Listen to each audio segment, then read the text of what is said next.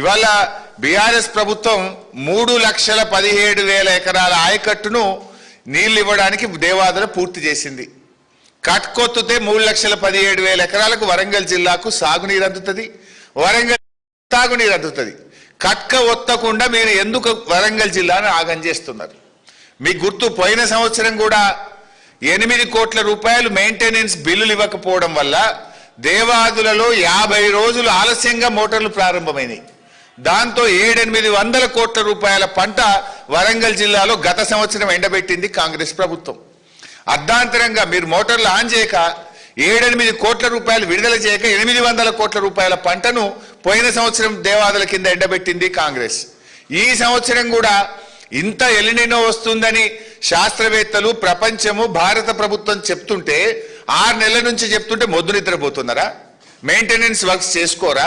ట్రాన్స్ఫార్మర్లు రిపేర్స్ ఉంటే చేసుకోరా? ఎందుకు 10 మోటార్లు నడపడం లేదు? ఇది నేరపూరిత నిర్లక్ష్యం కాదా? నీళ్లుండి కూడా ఎత్తకపోవడానికి ఇవాళ ఏం చేయాలి? మిమ్మల్ని నీళ్లు కండ్ల ముందు నీళ్లు ఉండగా కూడా ఒడిసి పెట్టాల్సింది పోయి మీరు కిందికి విడిచిపెడుతుంటే మీకు ఉరి శిక్ష వేసినా తప్పులేదు. ఇది చాలా దుర్మార్గమైనటువంటి పని.